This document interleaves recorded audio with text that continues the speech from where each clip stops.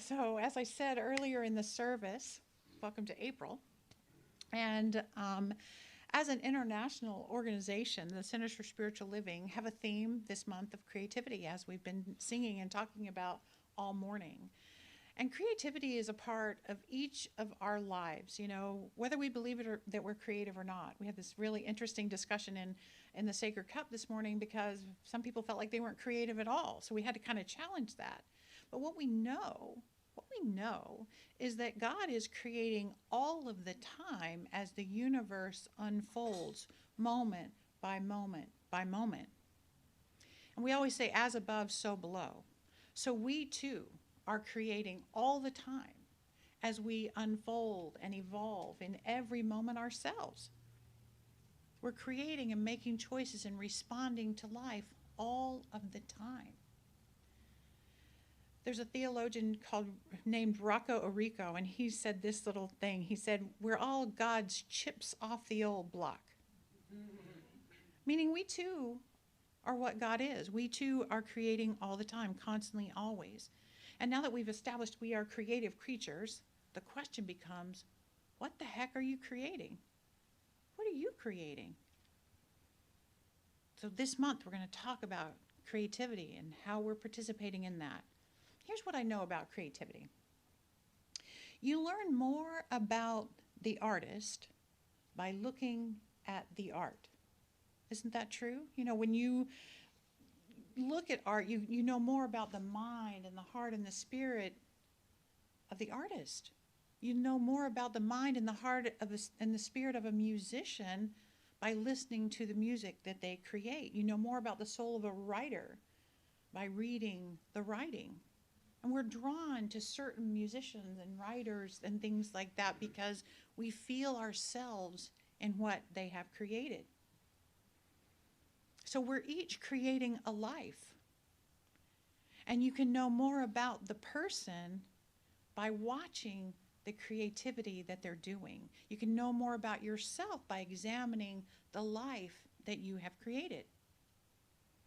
We talked about this morning too. God is the energy of life passing through our form as our breath and everything we do, what we create, our life flow, and we have the free will to create as we wish. We have the free will to choose our responses, our reactions, our movements, our thoughts. Those are the choices that we make, and choosing is how we create. As we choose, we tend to choose in similar ways. We tend to respond to things in similar ways day after day, and all those momentary choices create the trajectory of our lives. So think about this. As we create our life, we are either performing or expressing. Sometimes we're performing and sometimes we're expressing. Do you know what the difference is? The difference is this. A performance is something you do for someone else. An expression is what you do for yourself. The difference between the two is authenticity. Authenticity is the difference between performance and expression. When we create for someone else, their approval, their reward, their love, or whatever, we are performing. But when we authentically create for ourself, we're expressing that self out into the world. We are expressing God through us. Now, I don't know about you, but I've spent a lot of my life performing, seeking to please the people closest to me, like my parents, or my partners, or my friends, or my family, their coworkers. I could probably catch myself performing for rank strangers. I was always performing for the good grade, working for that raise or the bonus or whatever, striving for perfection in everything that I did. And maybe you can relate to that. My spreadsheet had to be all lined up and the columns had to add up and a chart had to have 4 colors and just perfect. And I work on a social media post longer than you'd ever want to know. Years ago, my daughter had to be dressed just so in her little Oshkosh bagosh outfits because she had to be really cute so other people would think she was great. My home was beautiful. My dog was well trained. And what was I? I was worn out. I was worn out. But guess what perfectionism did for me, or did to me actually? Because I needed everything to appear basically perfect, and I know I'm not the only one, but because I needed things to be perfect, I was stifled in my creativity. I didn't feel free to, try new things because I couldn't perfect them fast enough to be comfortable. And the whole time I was not perfect, I was anxious. So I never mind, I'll just do what I already know how to do. Please tell me I'm not alone, right? But somewhere along the way, I woke up and I realized I had this deep craving for authenticity in my world. I stopped trying to please everyone else and earn their approval, and I turned within to try to figure out who was I really? If I was just being me and not worrying about my audience, who would I be? I knew there had to be more to life than chasing the straight A's on a report card that didn't even exist. I went looking for myself, and that's when I found spirituality. That's when I turned within and I was finally taught that I was a God being, a spiritual being having these human experiences. I became more curious about what it meant to live as a spiritual being in every human situation I was in. How could I show up my best spiritual self? I wanted to create a new life for myself with this spiritual bent, so to speak. I wanted to truly create an authentic life for myself. And I'm given opportunity after opportunity to do just that. So last month we read this book of the month. And in it, there was a chapter that told Reverend Michael Beckwith's story. Now, he's the founder of the Agape Spiritual Center near Los Angeles. You may or may not know who that is. But as he tells it, in his younger years, Reverend Michael Beckwith felt this mystical connection with spirit. He was a young boy, and he realized that he had it. He had this connection to the divine, but he kept ignoring it. He would try to tamp it down, stop it. I need to do some other things. So he pursued his academic studies. He pursued his own career. He did what most young adults do. He began performing in ways that they expected him to. He didn't feel like the world would accept his spiritual self, his expression of authenticity. So he kept performing. And eventually, he stopped resisting that pull inside of him. And he started listening to that inner voice. And he started saying yes. Yes to co-creating his life with spirit. And as most of you know, the Agape Center for Spiritual Living, I don't think that's exactly what it's called, but it was founded, I think, in 1986, and it has thousands and thousands of people that gather around it. But at the end of his story, he shared something profound that I want to share with all of you. He said this: the presence is not going to let me down because I am here representing it. Like each one of us, I've been hired by the universe to be myself. That's what Heather's reading was talking about too. Be yourself. Be you. I love that. We've been hired by Spirit to be ourselves.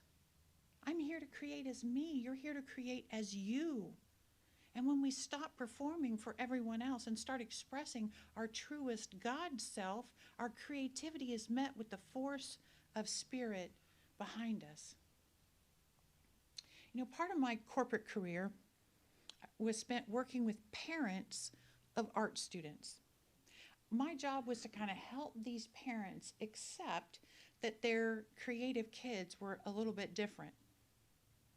And that they could accept their kids' dreams, their children's dreams.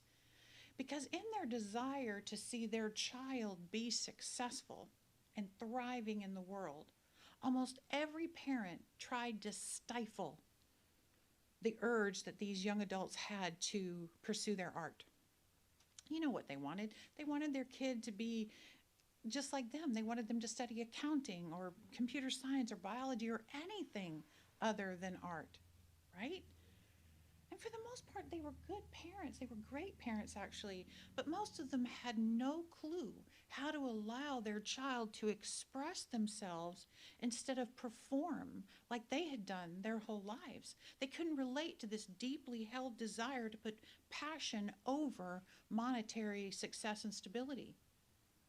They just couldn't relate to it. They couldn't relate to creativity over productivity. And I loved it when I could work with these young creative students right out of high school, but so often the creative kids would just kind of succumb to their parents' wishes and go on to the school and pursue the whatever their families or society thought was a better choice for them, postponing or outright killing that passion inside of them to be artists. And I remember I worked with one student named Elizabeth, and she worked in a banks for years, years and years. I probably met her when she was probably about 35, I'm guessing. And she just kind of dutifully worked that career ladder in banking. But on the side, she was baking, not banking. She brought the muffins and the cookies and the cakes to every work function, right? People started hiring her to bake for their special occasions. And many of her friends kept saying, Liz, you got to do this. You got to do this for real, you know? So one day she decided to just go for it. She allowed herself to start expressing this inner interest she had in her inner talents, and she became one of the best pastry chefs in the city. She created the most beautiful desserts and sugar pieces of art. You know, she's not alone. There are whole tracks in higher education for adults who want to start over and make a big change in their lives. You know why? Because it's very, very common to start our lives on a performance track instead of an expression track. You know, we pursue a college major or a career because that's kind of what we were supposed to do. So attorneys along the way suddenly become high school teachers, and X-ray technicians become midwives, and computer programmers become llama farmers. Salespeople become massage therapists, you know, and those are just a few of the people that I know, right? But it happens all the time. Stepping into authentic expression instead of continuing the performance for other people's approval can shift a life entirely. So are you someone who's looking to step out of performance into expression? On some level, sometimes I think we all are. You know, what should we allow to guide us as we create and express intentionally? You know, I talk around here a lot about the God qualities. You know what they are. If you've been around here, you know what I say. What are they? Love, peace, joy, harmony, community, strength, wholeness, all of that, beauty. Those big words, and those are the words that describe my soul, my highest self, and those are the words that describe you too. And so I go back to my point about knowing more about the artist by looking at their art. Before I found spirituality, if someone was looking at my life as an art, they would probably think that I, as an artist, was pretty rigid and perfect, right? Very uptight. But somewhere along the way, I decided I wanted to create that life. I wanted to start expressing those God qualities as my life. I wanted a life that would reflect my highest self. I wanted that peaceful, harmonious, beautiful wholeness that I could get in touch with here. My life would be an expression of my highest self and not a performance of my human ego. I could sense that difference. But how do we do it? As a person creating, how do we do it? We do it the same way a musician or a sculptor or a writer, anything anyone creates is all done in the same way.